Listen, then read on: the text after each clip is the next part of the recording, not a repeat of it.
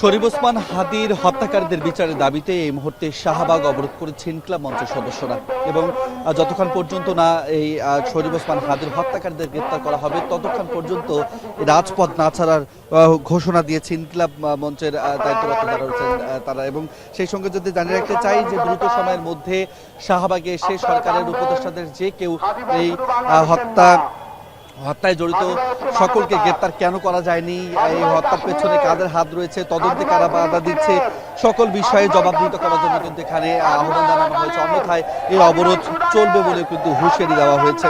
সেই সঙ্গে জানিয়ে রাখতে চাই যে আজ দুপুর 2টা নাগাদ এখানে টিএসসি থেকে একটি মিছিল এখানে আসে, পূর্ব ঘোষিত মিছিল আসে এবং ছাত্র জনতার সম্মতিতে এখানে অবরোধ কর্মসূচি শুরু হয় এবং সেটি যতক্ষণ পর্যন্ত না হাদির হত্যাকারীদের গ্রেপ্তার করা হবে এবং বিচারের মুখোমুখি করা হবে ততক্ষণ পর্যন্ত চলবে বলে কিন্তু জানানো হয়েছে। একটু জানিয়ে রাখতে চাই যে সিঙ্গাপুরে নিউরোসার্জিক্যাল ইউনিটে চিকিৎসাধীন অবস্থায় তিনি মৃত্যুবরণ করেন।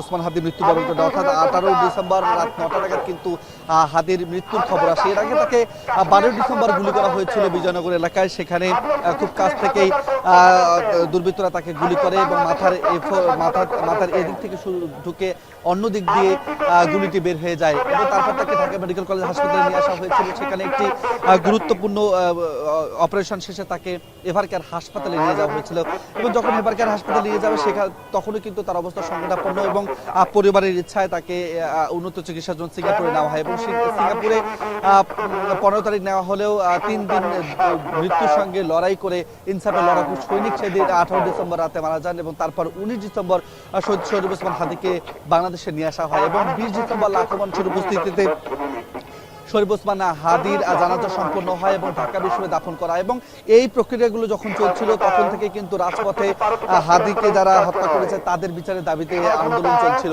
ইনকিলাব মঞ্চের পক্ষ থেকে ঠিক গুলি যেদিন করা হয়েছে সেদিন থেকে রাজপথে তারা ছিল এবং এখন পর্যন্ত তারা দাবি জানাচ্ছে। বিভিন্ন বার্তা, বিভিন্ন সংবাদ মাধ্যম, বিভিন্ন খবর বা সামাজিক যোগাযোগের মাধ্যমে শরীফ ওসমান হাদিকে যারা গুলি করছে তারা ভারতে পালিয়ে গেছে এমন বার্তা ছড়িয়ে পড়লো। ইনকিলাব মঞ্চের সদস্য যারা রয়েছেন তারা যেমন বলছেন যে কোনো মূল্যে যে দেশের বিশ্বের যেখানে থাকুক না কেন দ্রুত সময়ের মধ্যেই এই আসামিদের যেন গ্রেপ্তার করা হয় সেই বিষয়টি কিন্তু জানানো হয়েছে। একটু জানিয়ে রাখতে চাই যে যেদিন মূলত তাকে গুলি করা হয়েছিল ঠিক সেদিন কিন্তু আমরা দেখেছি যে সাধারণ মানুষের ঢল ঢাকা মেডিকেল কলেজ হাসপাতালে এসেছিল।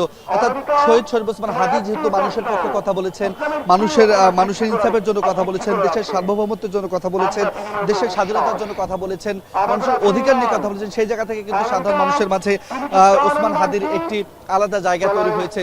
ওসমান হাদির অর্থাৎ বলতে গেলে যে দেশের ইতিহাসে আরো একটি অবিসংবাদিত নেতা হিসেবে তার জায়গা কিন্তু দেশের মানুষের হৃদয় হয়েছিল। তবে তিনি যখন ইনসাফের কথা বলেছেন, আধিপত্যবাদের বিরুদ্ধে কথা বলেছেন, তার সেই কণ্ঠকে রোধ করে দেওয়ার যে ষড়যন্ত্র চলছিল দীর্ঘদিন ধরে, তাকে যেদিন গুলি করা হয়েছিল তার আগে থেকে যখন তাকে হুমকি দেওয়া হচ্ছিল ঠিক সেই বিষয়গুলো কিন্তু তিনি সামাজিক যোগাযোগ মাধ্যমে এসে বলেছিলেন। তিনি যেমন বলেছিলেন যে তাকে বিভিন্ন নম্বর থেকে মূলত তাকে হত্যার হুমকি দেওয়া হচ্ছে, বিভিন্ন মেসেজে তাকে বলা হয়েছিল তাকে টার্গেট করা হচ্ছে। এই পুরো বিষয়টি তিনি আগে থেকে জানালো। আইন শৃঙ্খলা রক্ষাকারী বাহিনীর সদস্য যারা রয়েছেন তারা কোনোভাবেই তার নিরাপত্তার ব্যাপারে কোনো পদক্ষেপ নেয়নি বলে কিন্তু ইনকিলাব মঞ্চের সদস্য যারা রয়েছেন তারা অভিযোগ করেছেন। এবং তার পরবর্তী সময় তাকে যখন মূলত হত্যা করা হলো তারপরও গ্রেপ্তারের দাবিতে যখন এখনো রাজপথে সরব ইনকিলাব মঞ্চের সদস্যরা, তখনও সরকারের পক্ষ থেকে হাদি হত্যার ঘটনাকে লঘু করে দেখা হয়েছে, ছোট করে দেখা হয়েছে, খাটো করে দেখা হয়েছে এমন অভিযোগ কিন্তু ইনকিলাব মঞ্চের সদস্যরা করেছেন। এবং বিগত কয়েকদিন ধরে যেমন টানা আলটিমেটাম তারা দিয়ে যাচ্ছিল, সেই আলটিমেটামের একটিও আসলে মেনে নেওয়া হয়নি এমনটি অভিযোগ কিন্তু তাদের পক্ষ থেকে করা হয়েছিল। ফলে এই যে আন্দোলনটি চলছে, এই আন্দোলনটি যতক্ষণ পর্যন্ত না শরীফ ওসমান হাদির আসামিদের গ্রেপ্তার করা হবে ততক্ষণ পর্যন্ত চলবে এবং সারা বাংলাদেশ থেকে মানুষকে এই শাহবাগ অবরোধ কর্মসূচিতে অংশ নেওয়ার জন্য আহ্বান করা হয়েছে এবং দেশের বিভিন্ন প্রান্ত থেকে ইনকিলাব মঞ্চের সদস্য যারা রয়েছেন তাদেরকে ফোন করা হয়েছে, তাদেরকে জানানো হয়েছে যে তারা ঢাকার পথে আসছেন এমন বার্তাও কিন্তু এখান থেকে এসেছে।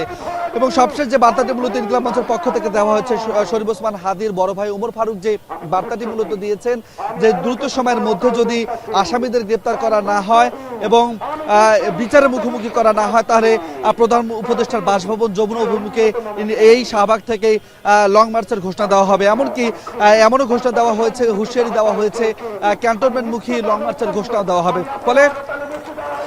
ফলে এখন পর্যন্ত আন্দোলনটি চলছে এবং এই আন্দোলন সারা রাতব্যাপী চলবে। এখানে যারা অবস্থান করবে তাদের জন্য খাবার এবং কম্বলের ব্যবস্থা করা হবে বলে কিন্তু ইনকিলাব মঞ্চের পক্ষ থেকে জানানো হয়েছে। তো এই ছিল আসলে আমার কাছে শাহবাগ থেকে এখন পর্যন্ত সর্বশেষ।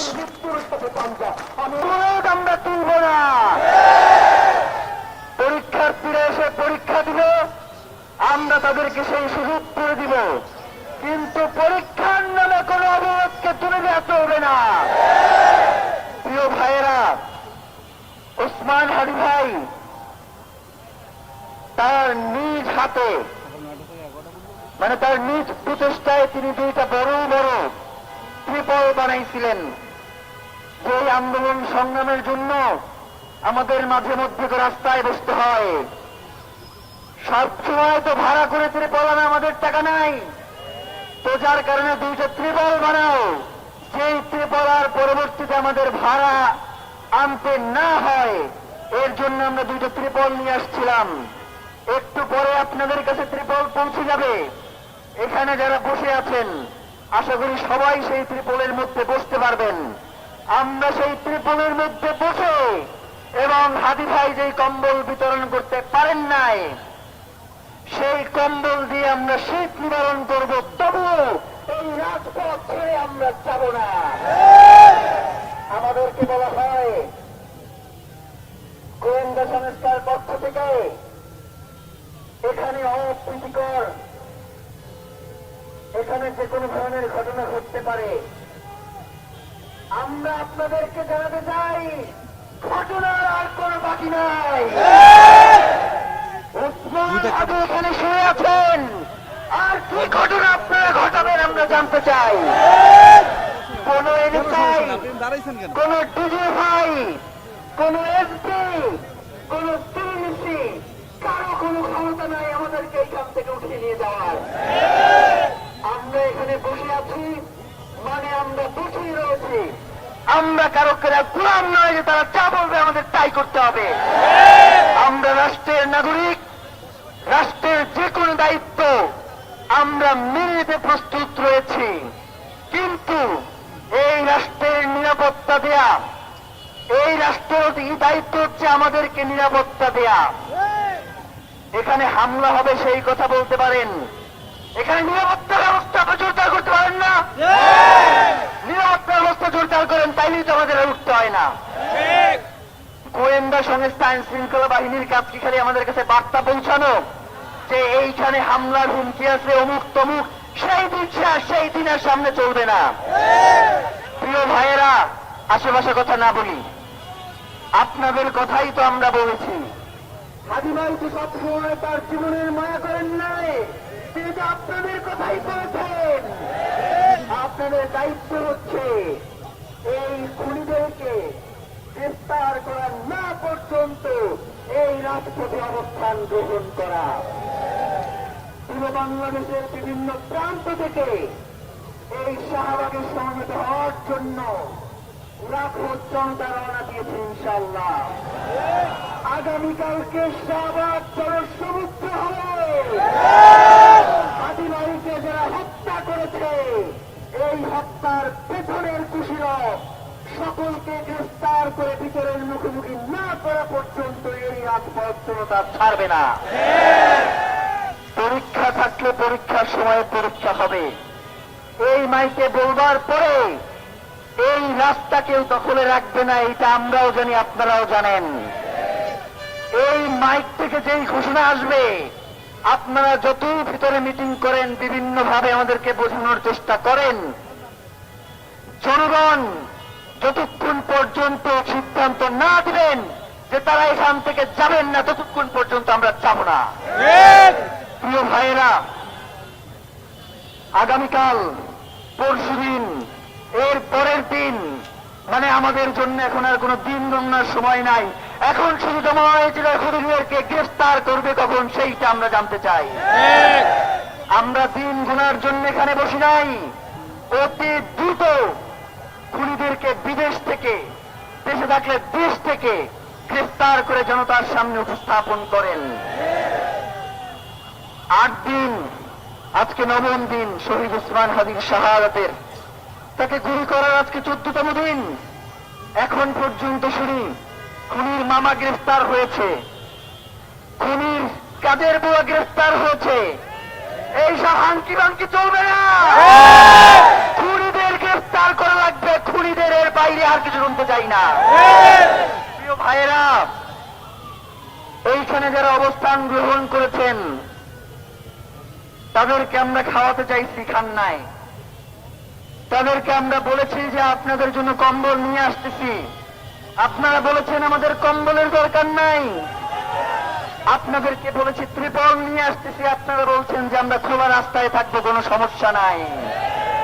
এই জনতা যদি ওসমান হাদির জন্য থাকতে চায়, আপনাদের কার কি সমস্যা আমরা জানতে চাই। প্রিয় ভাইয়েরা, এই দেশে অনেক রাজনীতি হয়েছে, ভবিষ্যতেও অনেক রাজনীতি হবে।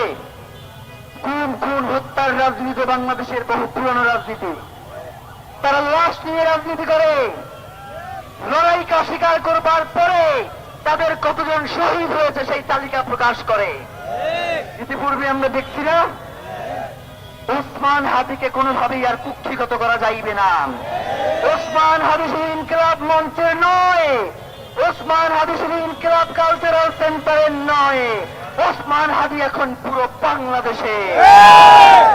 সুতরাং আপনারা যদি কোনোভাবে আমাদের কণ্ঠ থামিয়ে দেন, আমাদেরকে হত্যা করেন, শাহাদাতের সুধা পান করে আল্লাহর কাছে চলে যাব, কিন্তু তবু এই লড়াই থেকে আমরা বিচ্যুত হব না। প্রিয় ভাইয়েরা, স্লোগান হবে, কবিতা পড়া হবে, গান হবে, কিন্তু লড়াই থামবে না। আমরা এখানে এসেছি আমাদের দাবি পূরণ করেই আমরা ঘরে ফিরবো ইনশাআল্লাহ।